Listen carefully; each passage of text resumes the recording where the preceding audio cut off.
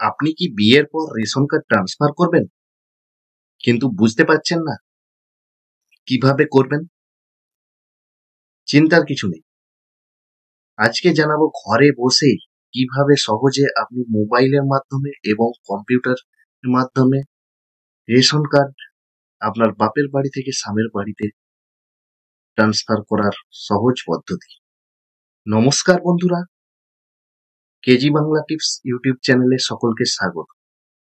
আজকের এই ভিডিওটি বিশেষভাবে তাদের জন্য যারা বিয়ের পর নিজেদের রেশন কার্ড বাপের বাড়ি থেকে স্বামীর বাড়িতে স্থানান্তর করতে চাইছেন। অনেকেই ভাবেন এটা একটা জটিল প্রক্রিয়া, কিন্তু আসলে কিছু সহজ স্টেপ ফলো করলে আপনি এই ট্রান্সফার প্রক্রিয়া সম্পূর্ণ করতে পারেন নিজের বাড়িতে বসেই নিজের মোবাইলের মাধ্যমে। আজকে আমি আপনাদের পুরো প্রসেসটা ধাপে ধাপে দেখাবো। কি ডকুমেন্টস লাগবে, কিভাবে অনলাইনে আবেদন করবেন, পুরো বিস্তারিত আমি দেখাবো। ধৈর্য ধরে ভিডিওটা শেষ পর্যন্ত দেখুন এবং পরপর স্টেপগুলি দেখে নিন কিভাবে আপনি ফর্মটা ফিল আপ করতে পারবেন নিজে ঘরে বসেই। চ্যানেলে যদি নতুন হয়ে থাকেন তাহলে চ্যানেলটিকে সাবস্ক্রাইব করে দিন এবং পাশে থাকা বেল আইকনটি প্রেস করে দিন। চলুন শুরু করি কিভাবে অনলাইনে আবেদন করা যায়। এর জন্য আমাদেরকে গুগলে চলে যেতে হবে। এখানে রেশন কার্ড অ্যাপ্লাই লিখে সার্চ করতে হবে। এখানে সিটিজেন হোমে যাব আমরা। এখান থেকে রেশন কার্ড সম্পর্কিত কর্নার, তারপর চলে যাব অ্যাপ্লাই অনলাইন।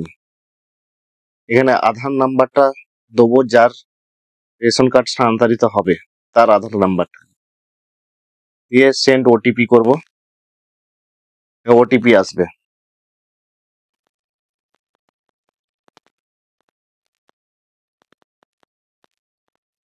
ওটিপিটি বসিয়ে দেবো। সাবমিট ওটিপি করার পর এখানে রেশন কার্ডের ডিটেলস দেখিয়ে দেবে। নেক্সট করব। এখানে এর জন্য ফর্ম 14 ফিল আপ করতে হবে আমাদেরকে। ফর্ম 14 এখানে নেক্সট করলে বর্তমানে যে কার্ডগুলি আছে সেগুলি দেখিয়ে দেবে। এখান থেকে আমাদেরকে সিলেক্ট করতে হবে, যাকে ট্রান্সফার করা হবে তাকে সিলেক্ট করতে হবে। সিলেক্ট করে পরবর্তী স্টেপে যেতে হবে। এখানে কি কারণে, ম্যারেজের জন্য।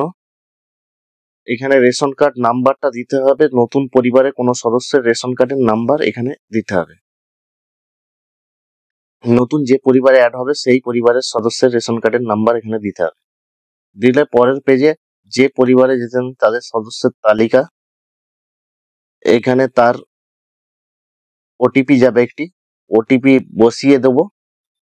আধারের মাধ্যমে নতুন পরিবারের সম্মতি, এইখানে ওটিপি যাবে। ওটিপিটা এসে গেছে, আমরা বসিয়ে দিচ্ছি ওটিপিটা। এরপর সাবমিট ওটিপিতে ক্লিক করব।